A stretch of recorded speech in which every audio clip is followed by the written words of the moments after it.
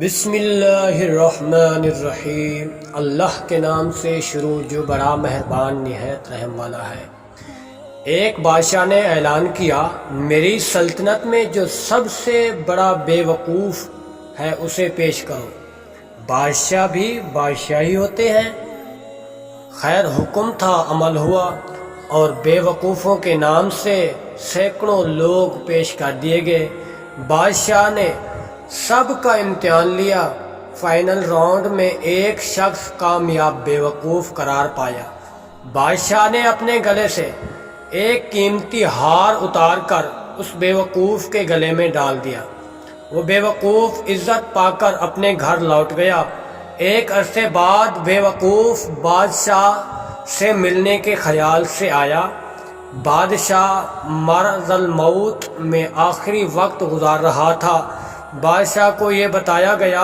بادشاہ نے کہا، اس بے وقوف کو بلائے۔ بے وقوف حاضر ہوا۔ بادشاہ سلامت، آپ لیٹے ہوئے کیوں ہیں؟ بادشاہ نے مسکرایا اور بولا، میں اب اٹھ نہیں سکتا، کیوں نہ کہ میں ایک ایسے سفر پر جا رہا ہوں جہاں سے واپسی نہیں ہوگی، اور وہاں جانے کے لیے لیٹنا ضروری ہے۔ بے وقوف نے حیرت سے پوچھا، واپسی نہیں آنا؟ کیا ہمیشہ وہیں رہنا ہے؟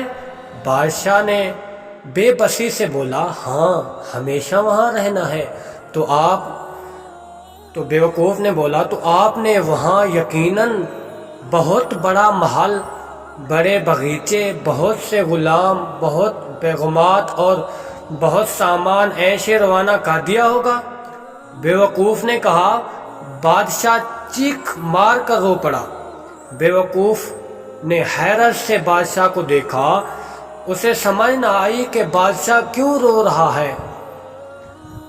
تو بادشاہ نے کہا، میں نے وہاں ایک جھوپڑی بھی نہیں بنائی۔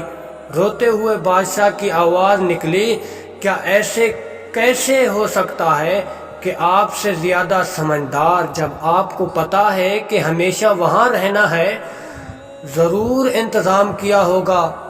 بادشاہ نے کہا، سدا افسوس کہ میں نے کوئی انتظام نہیں کیا۔ تو بادشاہ کے لہجے میں بلا درد تھا۔ بے وقوف اٹھا، اپنے گلے سے وہ ہار اتارا اور بادشاہ کے گلے میں ڈال کر بولا، تو پھر حضرت، اس ہار کے حقدار آپ مجھ سے بھی زیادہ ہیں۔ اس کہانی سے آپ کو کیا سبق ملتا ہے؟ کمنٹ میں اپنی رائے ضرور دیں، اور ویڈیو کو لائک کریں، سبسکرائب چینل کو ضرور کریں۔